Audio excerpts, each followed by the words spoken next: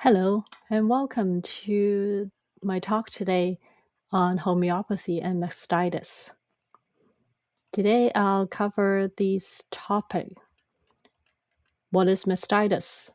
Its typical symptom, conventional treatment.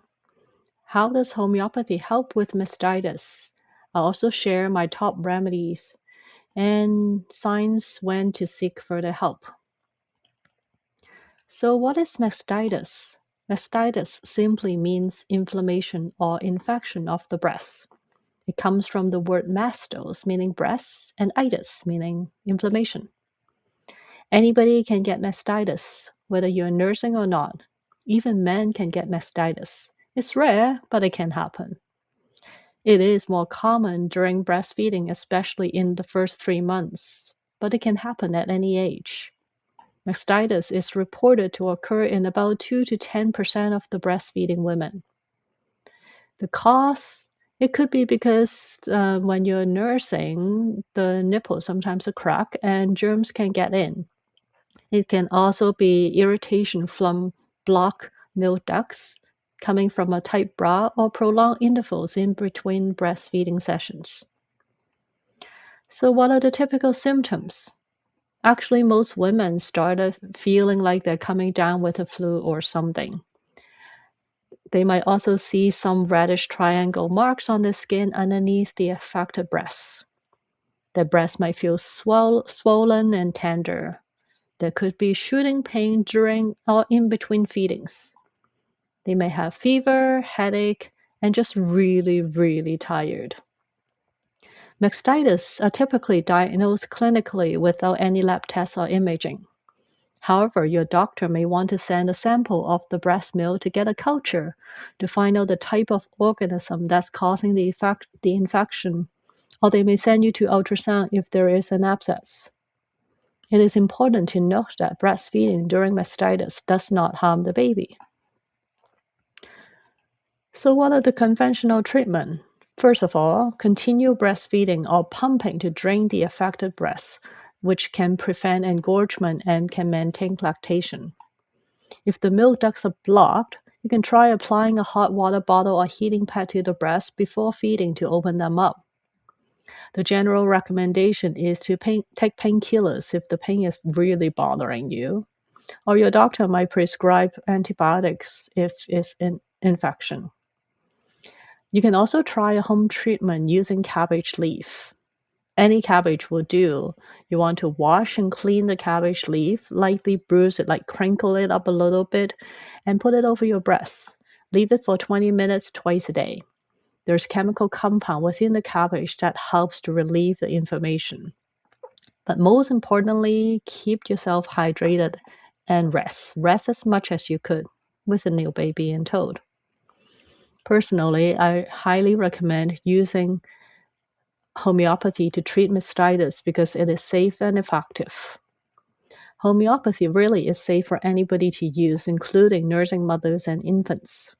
Homeopathic remedies are ultra diluted, often with no original substance left to cause any mischief, so you can be sure that it is safe. Homeopathy works with our innate healing ability to clear symptoms and restore health. Studies have actually shown that they can be as effective as antibiotics, but without any of the adverse health effects. Now I'm going to highlight my top 3 homeopathic remedies for mastitis. First up is Phytolacca decandra, which is poke root. This is the most often common indicated remedies for mastitis, especially if there's no other clear indication pointing to a specific remedy. This remedy has a really strong affinity with the breast, so any issues with the breast, we can think about using Phytolacca. Its key symptoms is breast full, hot, tender, and heavy. The whole breast just feels swollen. There may be sharp shooting pain or electric shock-like pains radiating from the breast into the chest and arms and all over the body. There may also be a small amount of bloody mucus discharged from the nipples. The next is belladonna, the deadly nightshade. Belladonna is an excellent remedy for any fevers or infections. Typically, their symptoms comes on suddenly and intensely.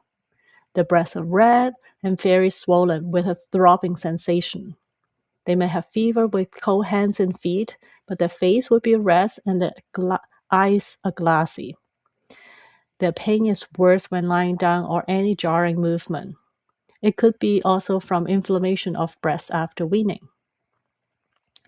The last remedy I want to talk about is Bryonia alba, the wild hop.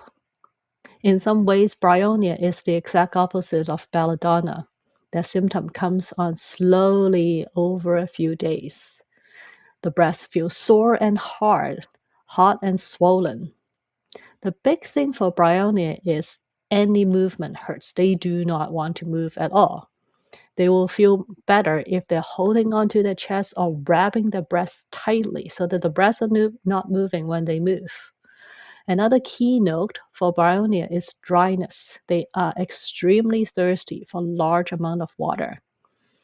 And you'll recognize it because they're very irritable and they do not want to be disturbed. So give these remedies a try if you're having issues with mastitis and see if your symptoms improve. But if there's no improvements after 2 or 3 days, or if you have a persistent high fever, then it might be time to seek further help. Or if there's a large abscess, because they might require needle aspiration or incision to drain it. However, if you see red streaks extending towards your arm or chest, if you feel dizzy, fainting, or you feel confused, that's definitely a sign that you should get yourself checked out at the ER right away. Do you have any questions or comments? Please feel free to email me at gladys@naturegirlgarden.com. Or you're welcome to follow me on social media, either on Facebook, Instagram, or Substack. Thank you very much for watching, and I hope this has been useful.